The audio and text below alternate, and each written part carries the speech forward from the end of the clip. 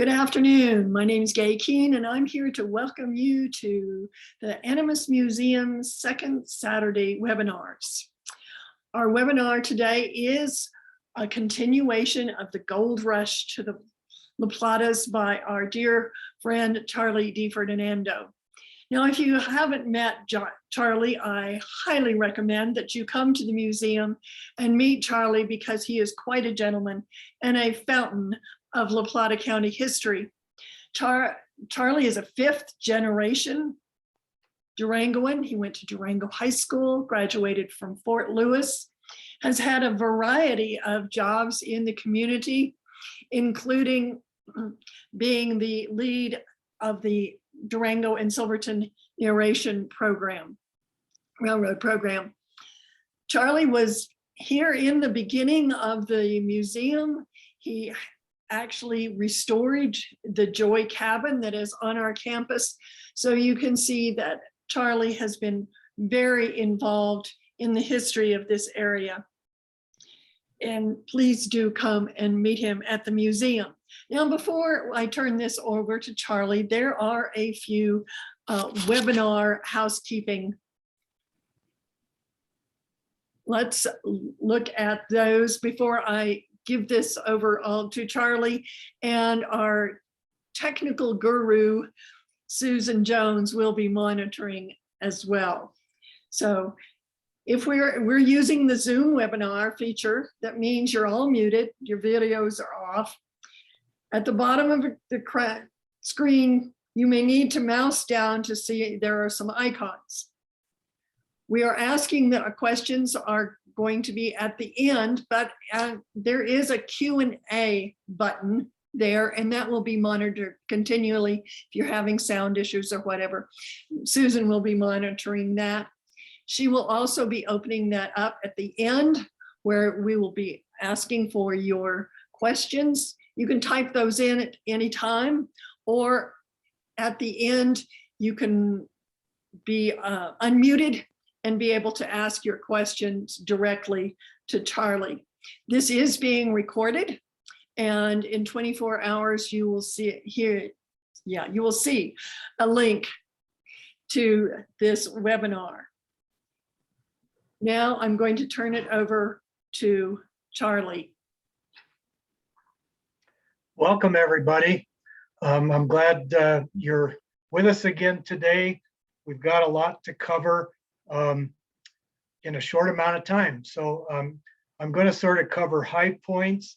And again, at the end, we're going to welcome your questions. I'll start out with a little review of sort of what the high points of the first presentation. Again, there's a lot of information out there about the La Plata mining district, and we're going to hit some of the high points today. Again, Parrot City was founded in 1874. It became the county seat of La Plata County. It was sort of at the mouth of La Plata Canyon, near where present-day Mayday is today. There's nothing left of the original town site of Parrot City. In 1880, Durango was founded and quickly became the county seat. In 1876, Animas City had been founded. It predated Durango. Again, Parrot City was the sort of the brainchild of John Moss and his financiers, who were the John and Tiburcio Parrott of San Francisco, California. And they bankrolled all the development in the early days in La Plata Canyon. The earliest mining efforts over there were placer mines back in about 1873. Again, the town of Parrot was founded in 1874. Let's go to the next slide. Here's an overview of Parrot City. Again, founded 1874. in the early days, there were just a few buildings, but in the summer of 1874, the bulk of the buildings were built. By 1880, there were 40 to 50 structures in the town of Parrott City, and there was a newspaper called the La Plata Miner. In 1881, Durango, because it had a larger population, captured the county seat. In a vote that was taken, Durango becomes the county seat. So Parrott City pretty much loses its reason for existence. There were some hard rock mines founded as early as 1873. Amongst them, one of the first claims was the Comstock mine. There were two lodes on the Comstock, the North Comstock and the South Comstock.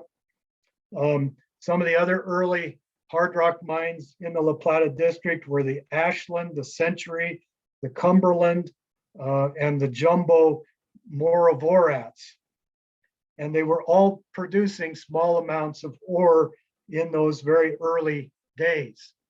In 1884, La Plata County extended a county road all the way up the La Plata River, almost to the headwaters. The La Plata Mining District, or it was first called the California Mining District, so the term California District or La Plata District are used interchangeably, but the district was basically three distinct areas. There was the eastern part of the district that was reached via Junction Creek. There was the central part of the district. It was basically along the La Plata River. And then there was the western part of the district that was on the East Mancos River. So these three areas were very distinct, and depending on which part of the district, there were different ways to approach it, different roads, etc. So let's go to the next slide. Here's an early view in Parrott City. The building pictured there is what we think was used as the courthouse, and part of the building was also used as John Moss's offices. Again, the Comstock mine was it's considered the discovery mine of the district. It was on the west bank of the La Plata River at the mouth of Root Creek. The claim was found in 1873 by Almerian Root, Robert Jones, Henry Leitner, and A.K. Fleming. And they made that discovery in the early spring of 1873. Fleming took ore samples over to Del Norte, and that attracted John Moss's attention. He came over the Continental Divide to the site of the claims with those early discoverers, and then went directly to California to seek funding from the Parrott brothers, which he did receive. And in the spring of 1874, they began earnestly working that Comstock claim. Again, there was a north and south Comstock claim. They sunk a shaft at the adjoining edges of the two claims. Moss purchased Fleming's claim for $5,000 and turned it over to the Parrott brothers. Both of those claims were located on the Parrott Fault, and it was worked again through a shaft that was sunk on the common end line of both claims. And by 1881, they had three drifts totaling 150 feet opened up on the vein. A pocket of very rich ore was gouged out near the top of the shaft in a very short time. The mine was inactive from 1885 to the late 1890s when the property was acquired by George Bauer, who George Bauer was in Mancos. He was the banker in Mancos. He also owned Bauer Mercantile. He began new development work on the site, but he died in 1904 and development ceased. It was operated intermittently by various lessees. Some sources say that the early production was as high as $60,000 to $70,000 worth of ore. But again, you have to, that $60,000 to $70,000 is in 1880s dollars, not current dollars. Records indicated that since 1904, only $4,500 worth of ore was produced. Let's go to the next slide. This is a view looking north towards Lewis Mountain and the buildings there. This is the new community of La Plata City. La Plata City was north of Parrott and was established by 1882. And it was on that county road that ran up along the La Plata River to the headwaters. At one time, La Plata City had a population of more than 200. It had several stores and saloons. It had a livery stable and a hotel and was located 5 miles north of Parrott City. Montezuma County was split off from La Plata County in 1889. So the western part of the La Plata district on the Mancos River became part of Montezuma County. A big change that happened was that in 1891, the Rio Grande Southern Railroad was completed. It was completed by December of 1891, and that spurred new development and money into the La Plata district because the railroad passed by the southern boundary of the district near Hesperus, and the railroad built a spur line up to Mayday from the railroad just for the mining industry. By 1897, there were 9 mills operating in the district, and by 1900, there were over 200 claims that had been patented. Next slide. Here's another view of Parrott City. Probably in the very early days, these buildings look very crude. You can see there's some false fronted buildings there, but some log structures, but still very, very, very crude. Next slide. Here's another view of La Plata City. Again, you can see some false front buildings there. Again, this is probably fairly late because the buildings are very weathered. We don't have any good pictures of La Plata City in its very earliest days. Next slide. Here's a view of the La Plata City School. There was a school built at La Plata City and another school at Mayday, which is downstream. That school district was in existence between 1894 and 1948. Some years they didn't have enough students to operate both schools, so intermittently they would operate the La Plata school, and then on opposite years they would have school down at Mayday. And it all depended on the student population. Next slide. Here's a detail of a map done by Emil Fisher. This Emil Fisher map, this is just a detail showing the California or La Plata mining district. And this again is dated 1893. And on this particular map, there he shows 82 mining properties are listed. And again, there were those distinct areas, the eastern part of the district, the central district, and the western part of the district. Next slide. Here is a very interesting picture of a pack train, and it's obviously up above timberline. This illustrates the rough terrain that pack trains had to negotiate to carry supplies in and out of the mining district.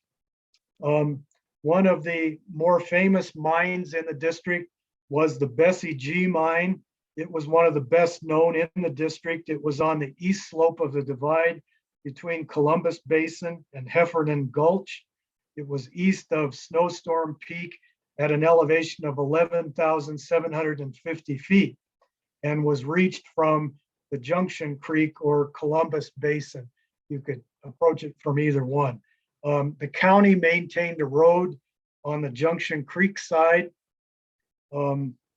Originally, the Bessie G was known as the Egyptian Queen in 1880, but it was renamed the Bessie G in 1891 when the claim was patented.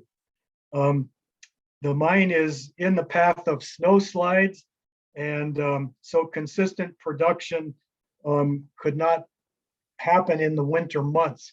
It was a seasonal operation, but they did have consistent production from 1887 up until mostly 1943.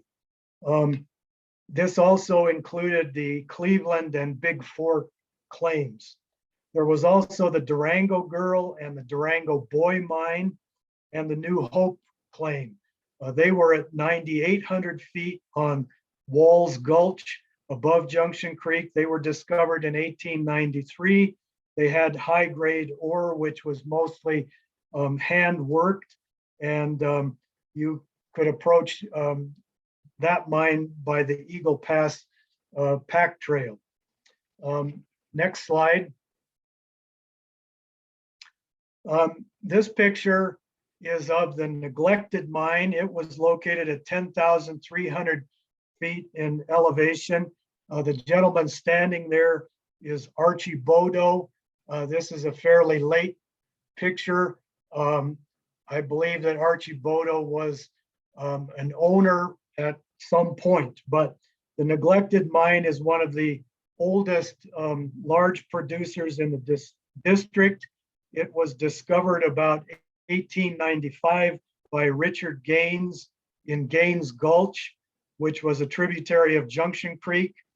The county road goes up Junction Creek within a mile of the mine. That was in the 1930s. In the spring of 1901, James Dennison and W.J. Boyle took a lease on the neglected, and they discovered rich ore and mined on a large scale. In October of 1901, they sold a half interest in their lease to J.J. Gorman and F.H. Rivers of Durango. They owned a plumbing and steam fitting company in Durango, and they operated it until 1905. And then it was abandoned until 1911 and 12. Production in 1902 amounted to 1,144 tons of ore, which resulted in 6,000 ounces of gold and 3,000 ounces of silver. 1903's production, they mined 853 tons of ore, and it resulted in 5,500 ounces of gold and 3,300 ounces of silver.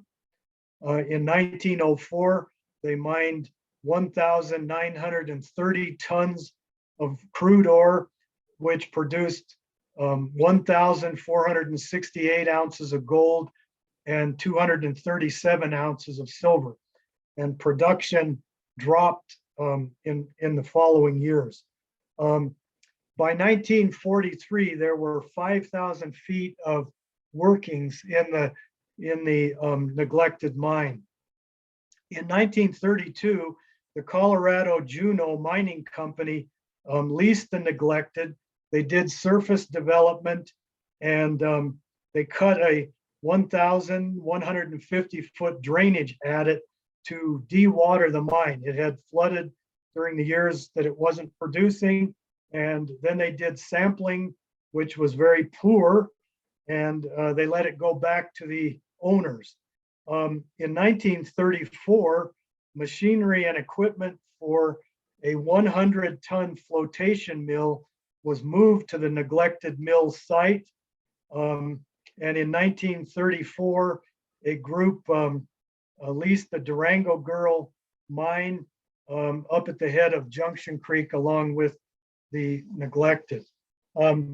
Next slide, please. Here's another portion of that Emil Fisher map, which shows the La Plata Mountains there and the La Plata district. As you note on the map there, Durango is very prominent in the lower right, but you also see the Rio Grande Southern Railroad, which is very distinct, leaving from Durango, going west and circling up towards the Dolores River up in the upper left part of the map. Next slide. The gentleman in this picture is Christopher Clark. He was a brother-in-law of Robert Dwyer, the first elected sheriff of La Plata County. And the mine structure there in front of him is the Mayday mine. And the Valley View or Idaho mine was located in 1902. The Mayday vein was discovered in 1903. And these were very rich deposits. In 1910, a dispute over rights arose between the Mayday and Valley View managements. Both were claiming mineral rights on a patented homestead. It went into litigation that continued until 1912. But these two mines together were responsible for more than half of the total production of precious metals in the La Plata district. By 1943, the Idaho had produced 47,962 ounces of gold and 383,000 ounces of silver. The Mayday had produced 74,915 ounces of gold and 758,984 ounces of silver. Now, something that happened a lot in the La Plata district was there was a lot of high grading going on, especially at these two mines. High grading was where miners were stealing basically rich ore that they were discovering. It was going in their pockets and out of the mine with them when they left their shift. But there was high grading happening all over the La Plata district. So production records don't show the total production because a lot of the small handwork mines, their production was never reported. Next slide. Here's another view of the Mayday mine mill site. Again, this is a little later picture than the previous picture there, but you can see it was a pretty substantial structure.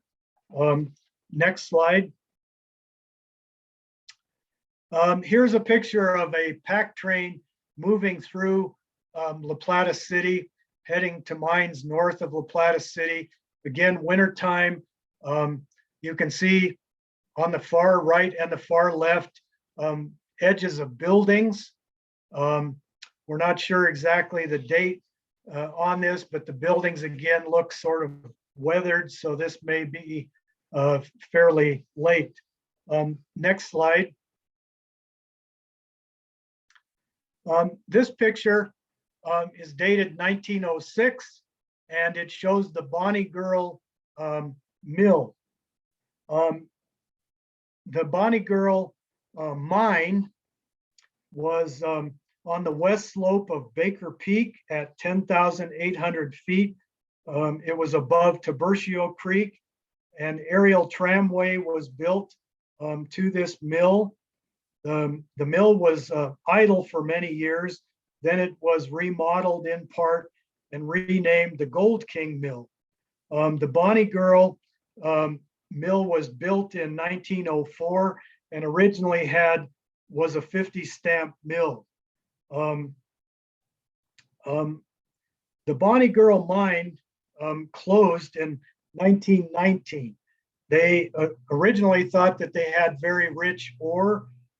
They shipped a large amount of amalgam, which they thought was gold amalgam, to the mint.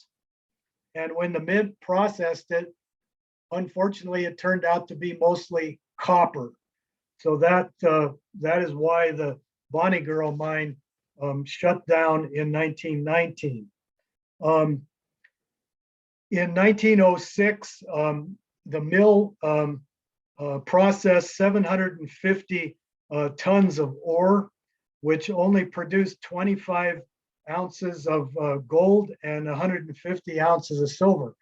So that would probably hardly pay for construction of the mill. Next slide. This picture shows the Rio Grande Southern Railroad train near Hesperus and near the Mayday Spur. Again, the Rio Grande Southern Railroad was completed by the end of December 1891.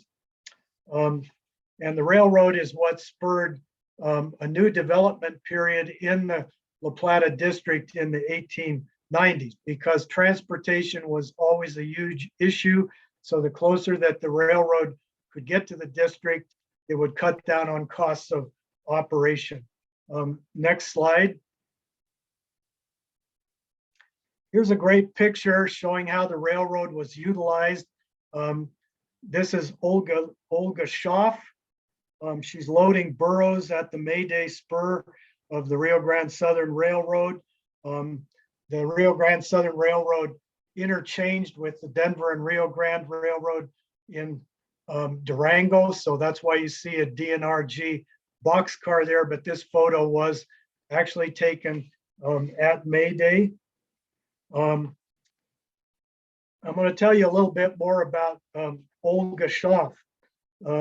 Olga Schaff was born in Hamburg, Germany on July the 26th of 1883. She was 1 year old when her family arrived in the United States. They first settled over near Chama and then moved to Animas City, where they bought a tract of land on the east side of the river, over close to where East 3rd Avenue and 29th Street is. She had two brothers, Alvin and Oscar. They grew up breaking wild horses, and so she learned to be a very astute horsewoman, very young. In 1911, we had major flooding in this area, and that isolated the mines. The road, the Junction Creek Road, washed out, and the mines up there were desperate to get supplies. So Olga was drafted to start running a pack string of burros up to the neglected mine and some of the mines on the Junction Creek side of the district. She was operating out of her family's home in Animas City. So before she turned 20 years old, she was already a burro packer. She did work for Frank Rivers, who I mentioned earlier, and others. She admitted that in the early days, she really knew nothing about packing, but she learned very quickly. She ended up marrying a miner by the name of Bill Little in 1913. And her pack strings usually were around 20 burros, and she used burros because they were smaller than mules, and she was of small stature, and mules would have been too large for her to load. So you can see here her loading. She's taking supplies out of the boxcar and loading her burros, getting ready to head up the La Plata. Some of the mines that she packed for included the neglected mine. She actually saved 17 men from the neglected mine in the winter of 1912. They got cut off by heavy snow. They were running out of food. She went in and got them out of the mine and saved them. Some of the mines that she packed for were the Texas Chief, the Non-Boreal, the Small Hopes, the Cumberland, Lewis Mounting Mining and Milling Company, the Lucky Four, the Tomahawk, the Durango Girl, the Lucky Moon, the Monarch, the Mayday, the Tenbrook, and the Orofino, amongst others. She charged $20 a ton for hauling freight, and a ton of supplies or material could be packed on 10 burros. So if she had 20 burros, she could pack in 2 tons of supplies. So so forth. So next slide, please. Here's a great picture of Olga on her horse with her pack string headed through La Plata City. This is probably an earlier view of La Plata City because the buildings look in pretty good repair. Again, she and Bill Little were married in 1913. In those early days, again, she was operating out of Animas City from her family's home on the east side of the Animas River. Eventually, she and Bill purchased a dairy farm at Mayday and then operated out of Mayday. Next slide. This picture shows the Lucky Moon mine around 1911. The gentleman on the far right, his name was Art Dittman. He was related to the vice president of the mine, whose name was G.W. Dittman, which operated the Lucky Moon Mining Company. The Lucky Moon was located on the south side of Root Creek, east of Parrot Peak.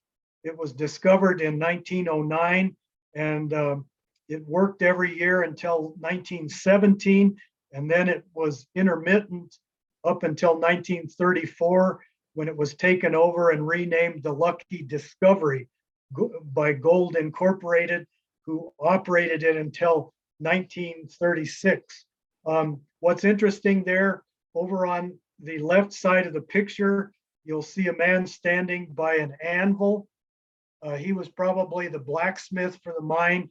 He was in charge of keeping the drill steels in workable, sharp condition.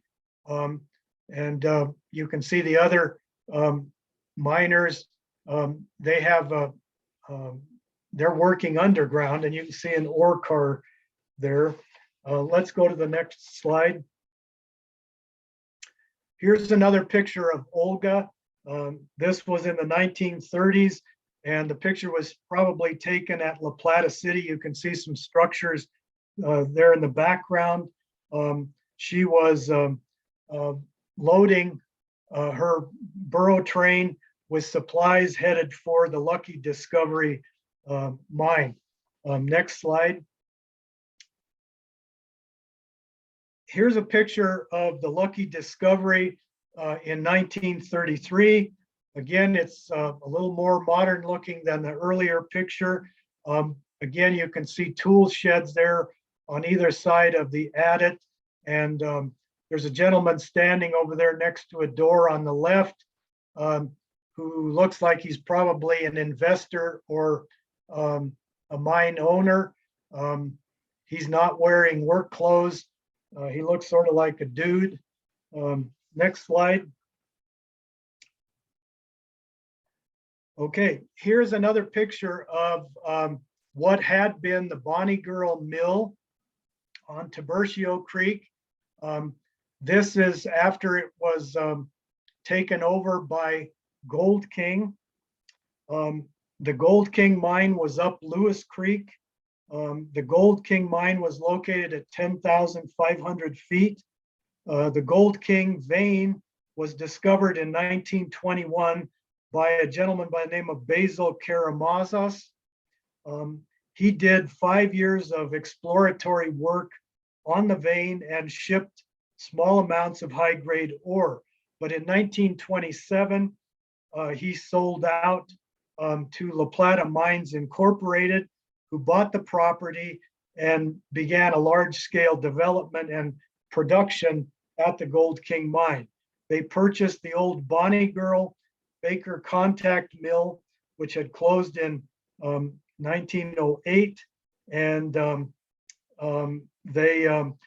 they purchased it and began to rebuild it with flotation equipment, which they added to the stamp mill. They reopened the mill in 1928. They had earlier tried to use hydroelectric power generated from hydro generators on the creek there. That didn't pan out. They also had some steam operated equipment that didn't work out. So they convinced Western Colorado Power Company to extend high voltage lines up the La Plata River to the mill site. And by this time, it was an all electric operation. Also, to the right of the large mill building there, you can see a very large tram tower. An aerial tramway was built up to the mine, and you can sort of see, it's sort of blurry, but you can see a very large tram tower there. The mine was about 2 miles away from the mill, so the tram line was built to get the raw ore down to the mill. The best year of production for the Gold King mine was 1929. They processed 19,000 tons of crude ore, which produced 763 tons of concentrates. Out of that, there were 5,500 ounces of gold produced and 8,300 ounces of silver, 71,000 pounds of lead, and 99,000 pounds of zinc. Next slide. Here's a picture of one of the tram towers. This was a gravity-fed tram system. In other words, loaded tram buckets coming down from the mine pulled the empty buckets back up to the mine. Next slide. We don't have very good pictures of the tram, unfortunately, but this picture shows the upper tram house, which was located near the mine. And again, this is the Gold King mine and mill. And I'm going to tell you a little bit more about the tram in a few minutes, but next slide. Here's a picture at the Gold King. The gentleman standing there is Lawrence Martin. He was mine superintendent for a while there, and you can see the boarding house over there almost buried in snow. Next slide. Here's another picture taken at the Gold King mine. The gentleman on the left is Hank Jalise, and the man on the right is Robert Wheeler. And in the picture, he's identified as being the mine engineer. Next slide. Here's another picture showing Olga Little and her pack train. They're coming down the trail from the hanging bridge at the Gold King Mill. You can sort of see there was a suspension bridge across from that structure behind her that went across the La Plata Canyon and up towards the mill. That was the shortcut. Otherwise, you had to go down into the canyon and cross a bridge on the river and then up a very steep road to the mill. But it shows you winter conditions. She worked year round, snow, sunshine, or rain. Next slide. Again, this is at the Gold King, and this is the same structure that was in the previous slide. The gentleman pictured there, all we know about him is his name was Clark, and this is 1926. I'm going to read a little oral history account from a man by the name of Ross D. McCausland, who worked at the Gold King in 1932 and 33. Ross D. McCausland, who was one-time owner of the Wilderness Guest Ranch, was working at the Gold King mine in the Depression years of 1932-33. Times were really rough, and a lot of mines were forced to close due to the severe drop in the price of lead. The Gold King had enough gold and silver, however, to stay in operation. McCausland was trying to make enough money to go to college. At $50 a month, the process was slow, but as he was quick to point out, it didn't cost nearly so much to go to school then as it does these days. McCausland ran the compressor at nights and was bookkeeper during the day. And he got an extra 50 cents an hour to work the night shift on the compressors. Other points that stick out in his memory were Tommy the Greek, who was the cook for the crew, which numbered around 20 in the mine and the mill. And he also helped sometimes with the tram system. And he said they would occasionally overload the ore buckets. And when they would come down, they would be too heavy and they would crash through the lower tram house. And he says he remembers on one cold winter day when he was riding the tram up to the mine that the tram broke down and he was stuck up there for 4 or 5 hours and thought he was going to freeze to death, and he was 100 feet off the ground. He says, I about froze to death.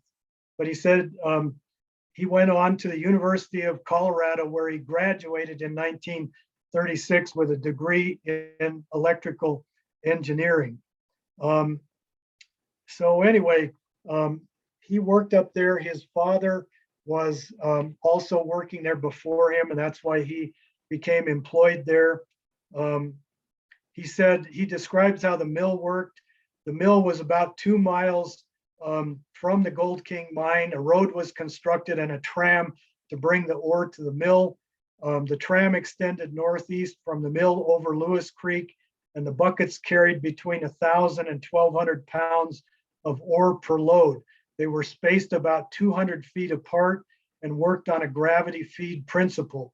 The weight of the loaded buckets was sufficient to carry the unloaded buckets back to the top. Once unloaded, the ore was placed on the grizzly, a bin more or less with iron rails spaced evenly. So that sort of sorted the ore. It was pounded until it fell through the rails into a coarse ore bin.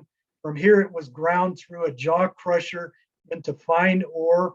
The ore then was about 1 inch in diameter on average and was fed into a ball mill, a big revolving drum with steel balls, which further pulverized the ore down into smaller sizes. The ball mill was also had a classifier which served to recycle the bigger chunks and so forth. And then it was amalgamated with mercury, which the by the addition of mercury, it pulled out gold and silver.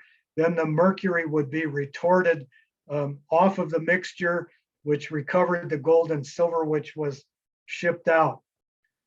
He talked about on moonlit nights after dinner, they would ride the tram up to the mine and then ski down along the path of the tram. And he said that was great fun until you ran into a tree. Next slide. Again, this is another view in the summer of the Gold King mill, and you can see a better picture of that suspension bridge across the canyon there. But over to the right, lower right, you can see one of the high voltage transmission lines that for electricity that Western Colorado Power built into the mill site. Next slide. Here's just another view of the mill. Unfortunately, the mill burned to the ground in July of 2003. So there's nothing left of the mill today. Next slide. This is an unknown mine, but it makes a good illustration because it shows how many of these mines looked in the early days. You can see the main portal or adit over to the left, but to the right of it is a lean-to shed which housed the tool shop and the blacksmith shop. And to the far right, you can see two miners. They've got their mining helmets on with their carbide lamps, and they're dumping an ore car. They're probably dumping waste material onto a tailings pile, and so forth. But this just is a good illustration of a lot of the mines that existed in the La Plata district. There were important late discoveries on the East Mancos side of the district, such as the Doyle Hesperus Group, the Timberline, the North Star, Sundown, the Red Arrow, etc. The Red Arrow by 1933 was a heavy producer for a short amount of time, and those mines had to be approached via a county road up the Mancos River. And again, they were over in Montezuma County. The La Plata district in 1937, mining activity was sort of at a low ebb, but work at the Idaho, the Red Arrow, and the Gold King, they all had shut down in June. At the close of 1937, only two mills were in operation: the Pioneer, which treated ore for the Idaho mine and dump, and a small amalgamation mill that was treating high-grade ore for the Red Arrow. The Gold King mill processed a stock of ore that had been mined earlier in 1937, and it shut down indefinitely on October the 15th of 1937. Next slide. Here's a picture of a mine at May Day in 1930. The man on the far right is Walter Arthur.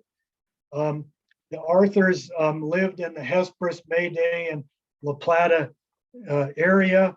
The 1932-1934 directory lists an A.E. Arthur as a miner, and he was married, and his residence was at the May Day mine. Then there was a Walter Arthur, who was listed as president of the PTA of the May Day School. And again, the May Day School also included La Plata City School. So, and again, that directory, 1932-34, lists William Little and wife Olga living at May Day, and William operated a dairy farm, and Olga was still packing. We're going to show, we're going to add as an addendum to the presentation, we're going to have some excerpts from the 1911, 12 city directories, the 1915 city directories, and the 1921 directories. And we're going to publish the directory entries for La Plata and May Day. So you'll be able to look at those. In the 1932 directory, La Plata City had 16 residents listed. Betta Eckberg was the postmistress, and August Eckberg was operating a general merchandise store at La Plata City. So there were still people living there in the early 1930s. Next slide. This is a picture that shows Edward Finnegan. We're not sure the exact date of this picture, but behind him there, you can see he's standing next to a pack animal, and there's another gentleman on the other side of the animal that you can't hardly see because he's bent over. But what's interesting is the headstock structure pictured directly behind him there. We're not sure exactly where this was located, but this is in La Plata Canyon. Next slide. This is probably a fairly late picture. This shows a man by the name of Stanley Pascavan, who, and he's at the, what was called the Farmer Boy Mine, which was at May Day in the 1950s. So by the 1950s, there was still small operations going on in the La Plata district, but most of the operations sort of became hobby mining operations. There was no large scale mining going on, but people were still convinced that they could get rich from mining in the La Platas, and that continues up to the present day. But commercial mining pretty much had ceased by the time this picture was taken in the 1950s. So that concludes my presentation for today. But again, we're going to be posting a bibliography of the sources that I used for the presentation. We're also going to have those excerpts from the directories and so forth. And if anybody has any questions, this is your time to ask them, or you can submit them. Thank you very much for your attention today. All right, thanks, Charlie. That was great. Anybody have questions? You can either click on the little Q&A icon and type in your question, or you can raise your hand and I will allow you to talk. Ed? Uh-oh. Ed, you have an old version of Zoom and I can't let you talk. Type in your question, Ed.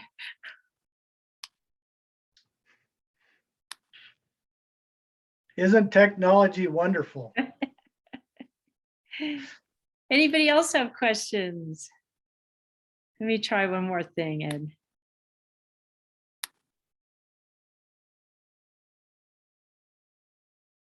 Okay, now Ed, you can unmute and ask your question.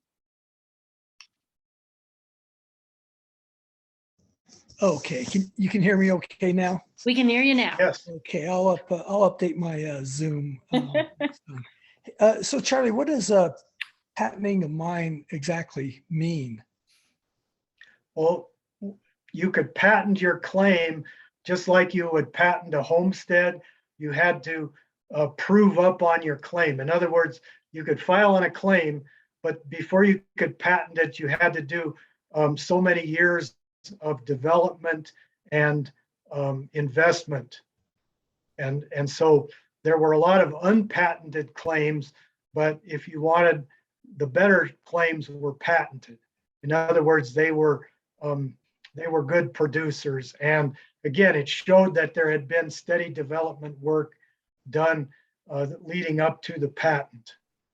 Does that make sense? Yeah, that does. Thank you.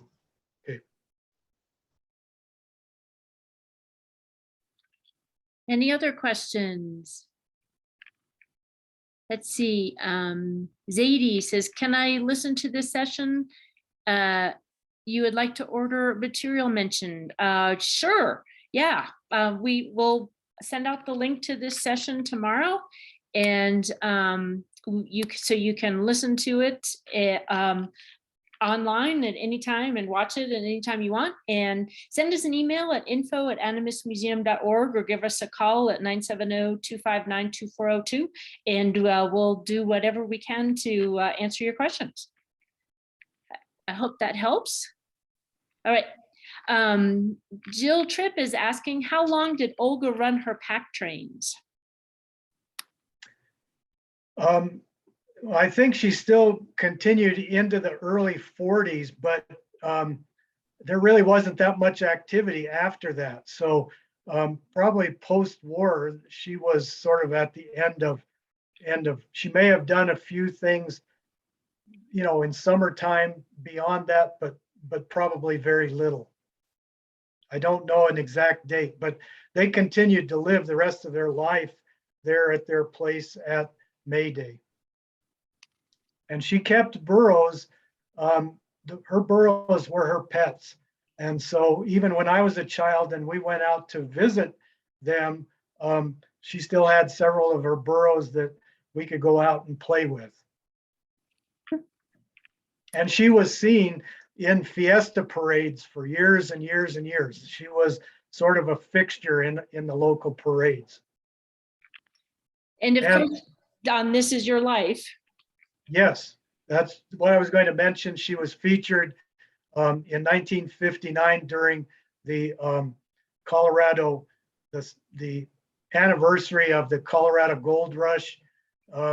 She was honored by Ralph Edwards' This Is Your Life. They filmed a whole program. We have it here in digital format that you can watch at the museum. It's a very fascinating program. She talks about her life as a packer. All right, and a question here, who owns the Neglected now? I really don't want to say. It is owned by a local family, but I really don't have permission from them to tell you their name. But it is owned by a local family. So come in and maybe we'll whisper it to you. Any other questions? I don't see any, so we'll say if you do think of anything, shoot us an email, info@animusmuseum.org, or give us a call, 970-259-2402, and we'll get back with you.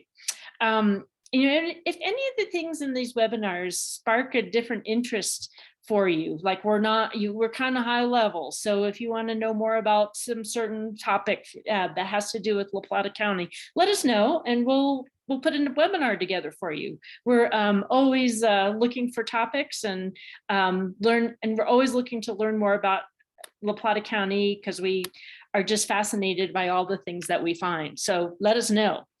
There's so many good stories to share. A little bit of shameless self-promotion, of course. The museum is open Tuesdays, Thursdays, and Saturdays from 10 a.m. until 3 p.m. So do come on by.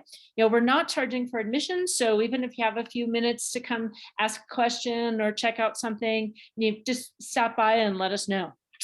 On Saturday, April 30th, we are going to have an in-person talk, 1 p.m. at the museum. Danny Pierce will be telling the fascinating story of his grandfather, Thomas Guthrie Pierce, who owned and managed the Durango Brickyard.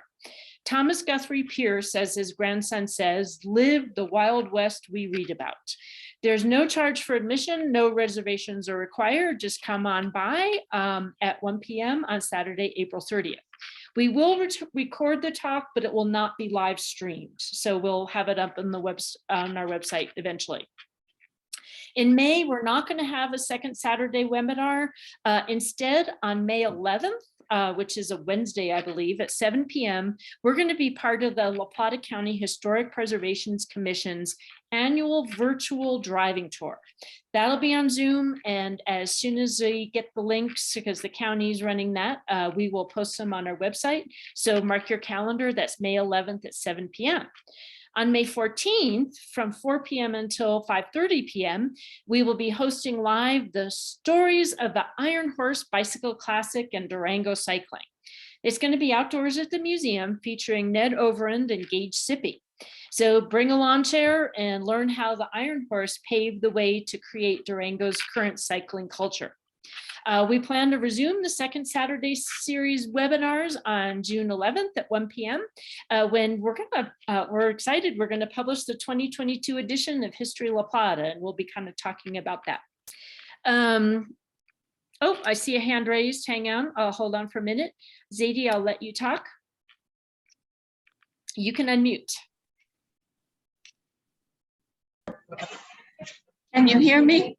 We can, yes. All right, I'm at Starbucks. And I'm sorry I missed most of this session. I had some problems with traffic. But was there the mother and then she had a daughter, Olga? Were there the mother, Olga, and her daughter too? Was named? No, she had no children. Oh, okay, I didn't think so. And No. was she born in the 30s or when? No, Olga was born in, hold on just a second. Okay, all right, well, you know, I enjoyed this so much and I'll have to get my membership sent in. Great. Yeah, she was born 1882 or 1883. Yeah, 1883, I think. Somehow I flipped my notes. Yeah, she was born early. Okay. And she died in the 1960s. Okay, my family, I heard my parents talk about her. She was so unusual and she was a very strong woman, wasn't she? Strong-willed too. You'd have to be to do what she did. Yes. Well, thank you very much. Thank you for your question. You bet. Okay, anything else? Well, I've got that. Anything else? If not, let me get that muted. As always, keep up with us on our website, animusmuseum.org. Follow us on Facebook and Instagram. And if you want to continue to keep seeing this type of programming, please become a member, renew your membership, be a member of the Historical Society. You can do that on our website.